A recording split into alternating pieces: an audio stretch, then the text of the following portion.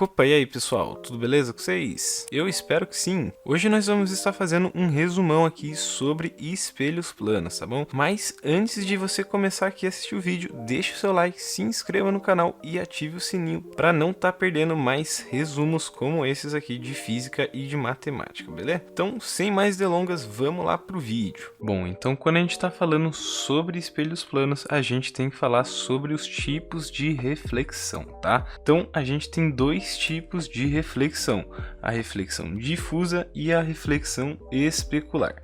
Começando pela especular, que é essa primeira aqui. A reflexão especular, como vocês podem ver, ela tem uma superfície regular, o que faz com que ela possa criar imagens, tá? Então, essa daqui vai ser a reflexão especular, tá? Guarda esse nome aí.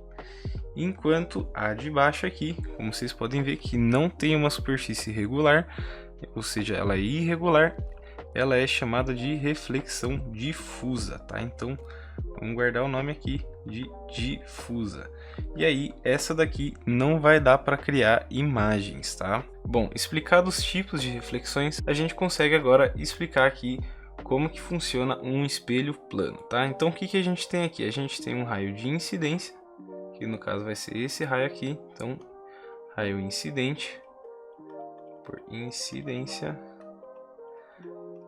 um raio refletido, que vai ser representado por essa flechinha azul. Então, raio refletido, tá? Então, reflexão. E aí, a gente tem os ângulos de reflexão, o ângulo de incidência e a reta normal, tá? Então, a reta normal. E aqui o espelho seria esse risco branco aqui que eu circulei para vocês, beleza? Então, qual que são as leis que a gente tem aqui de espelhos? A gente tem aqui que o raio incidente, o raio refletido e a reta normal são coplanares. O que significa serem coplanares? Todos eles estão em um plano. Então, se você representar aqui, a gente tem aqui o raio incidente, mal desenhado, mas tudo bem, a reta normal e o raio refletido. Eles são todos em um plano, tá? Então, essa seria a nossa primeira lei da reflexão, tá? Já a segunda lei fala o seguinte, ela fala que o ângulo de incidência vai ser igual ao ângulo refletido. Então, vamos supor que a gente fez uma reta aqui, onde o ângulo é um pouquinho maior. Então, o ângulo vai ser o mesmo. Então, a reta vai ter que seguir o mesmo padrão de ângulo. Tudo bem que tá, eu desenhei meio mal feito, mas deu para vocês compreenderem. Aqui, ó, vou desenhar um novo raio refletido, que vai ser esse em vermelho, e o novo raio incidente, que vai ser igual ao refletido do outro lado. Então, o incidente vai ser igual ao refletido, tá? Então, essa aqui é a nossa segunda lei da reflexão, tá? Então, segunda lei. Essa vai ser a nossa segunda lei da reflexão, tá? Bom, além disso, a gente tem que falar sobre o campo de visão. O que seria campo de visão? Então, tô supondo aqui que tem um ponto O aqui, que é o ponto do observador, e aqui no outro lado do espelho, na parte virtual do espelho, a gente tem o ponto do observador, o observador linha, tá? Que seria o O linha, que seria o outro lado do espelho. O que vocês vão fazer para achar o campo visual, para saber quais pontos a gente está conseguindo ver aqui? Então, a gente tem o A, B, C, D, que faltou aqui, que eu vou até pôr aqui, o E, o F e o G aqui no espelho. E aí, qual que o observador consegue ver através do espelho? Então, para a gente descobrir quais pontos ele vai conseguir observar, a gente vai ter que traçar duas linhas, como eu fiz aqui em rosa, nos dois extremos aqui, ó, do espelho. Ó. Se você for ver, nesse extremo aqui e nesse extremo aqui passa a linha. Então, passando por essas dois extremos do espelho, a gente vai conseguir traçar a linha e chegando aqui ao observador, ou linha, tá? Então, quando a gente traça aqui, a gente consegue ver essa região aqui que eu vou fazer em verde para vocês. Então, logo ele vai conseguir ver o ponto A, B, C, D e G, deixando de fora então o ponto E e o ponto F, tá bom? Bom, agora outra forma de representar um espelho plano é dessa forma aqui, tá? Então vamos supor aqui que a gente tem um objeto, que eu pus como O, e ele vai estar aqui formando uma imagem I, certo? E aí você tem a distância P e a distância P', tá? E aí vamos pensar que eu movi esse objeto, no caso aqui, para cá, e eu coloquei ele aqui. Logo, a imagem vai ser transferida para cá também. Porém, quando eu movo o objeto para cá, eu vou ter a distância diminuída em 2 vezes, tá? Então, por quê? Porque aqui você tem essa parte mais essa parte. Então, se eu reduzo aqui, eu vou reduzir aqui também. Assim como se eu colocasse o objeto para cá, nem tem reta para isso, mas enfim, a imagem, no caso, vai vir para cá. Ou seja, a distância vai duplicar, tá vendo? Ó? Então a distância fica algo assim e aqui fica algo assim, tá? Então a relação que eu tenho aqui, que é distância, se eu movo d de distância do objeto, eu vou mexer, eu movo 2 vezes a distância na imagem, tá? Então fique atento a isso, tá?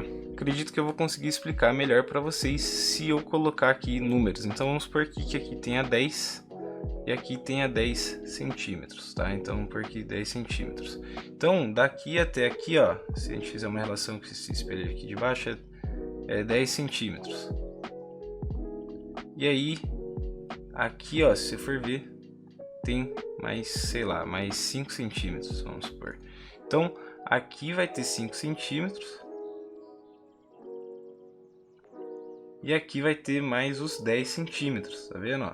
Então, o que foi afastado 5 centímetros, na verdade afastou 10 centímetros, porque você soma esses dois aqui e vai se formar em 10. Então, eu afasto aqui o meu O em 5 centímetros, só que, se você for ver, a distância entre o O e o I, que é o objeto e a imagem, vai ser de 10 centímetros, tá? Porque são dois planos, vamos supor assim, né? Então aqui a gente tem a parte real e aqui a gente tem uma parte virtual, né? Então 5 centímetros vão para virtual e 5 centímetros para real, tá? Bom, agora quando a gente está falando sobre rotação de espelhos, a gente tem algo um pouquinho mais complicado. Como vocês podem ver, eu primeiro tenho um espelho aqui, certo?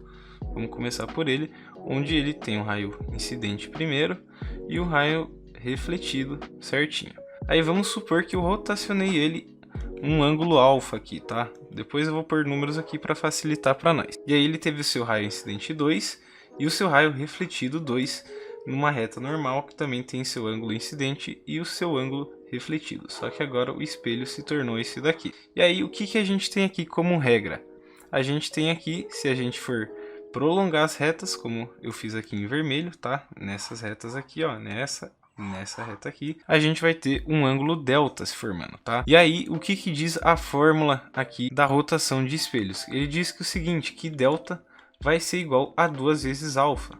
Então, vamos supor aqui que eu rotacionei, ao invés de alfa, vamos supor que eu rotacionei aqui 20 graus. Então, o delta, que no caso é isso daqui, vai ser igual a 2 vezes 20. E aí a gente tem 40 graus, tá? Como delta aqui se formando.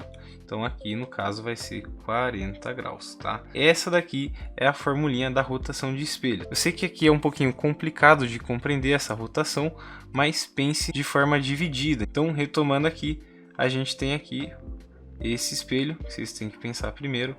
E aí depois vocês pensam nesse espelho aqui, tá? E aí sim a gente vai conseguir formar essa imagem, tá? Então vamos pensar de forma dividida. Bom, agora para finalizar, a gente vai estar falando sobre associação de... Bom, agora para finalizar, a gente vai estar falando sobre a associação de espelhos planos. Então a gente tem uma imagem parecida como essa daqui. Então para a gente representar isso daí, Alexa, pare.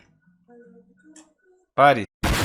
Então, para representar, a gente pode fazer algo parecido com isso daqui. Então, vamos supor 2 espelhos, onde eles estão aqui a 90 graus. Então, vamos fazer aqui eles a 90 graus e tracejar aqui 2 imagens. Então, tracejar a parte que eles estão aqui. Então, a parte virtual do espelho seria isso aqui, então. Então, o que a gente tem aqui? A gente vai ter o seguinte, vamos supor que a gente tem um objeto pontuado aqui, um objeto. E aí a gente vai ter esse objeto aqui, objeto 1, um objeto aqui. Lembrando, prevalecendo as distâncias, tá? Vamos supor que a distância onde está esses riscos são iguais, tá? E o objeto 3, tá? A imagem, a terceira imagem. E aí, para isso, há uma fórmula, tá? E a fórmula é a seguinte. A fórmula vai ser n igual a 360 dividido por alfa menos 1. O que seria esse alfa aqui? O alfa seria nada mais, nada menos que o ângulo, tá? Do espelho. Então, vamos supor, aqui ele está 90 graus. Então, n vai ser igual a 360 dividido por 90 menos 1. 360 dividido por 90 é a mesma coisa que 4. 4 menos 1 vai ser a mesma coisa que 3. Logo, se a gente tiver aqui um ângulo de 90 graus, a gente vai ter 3 imagens se formando.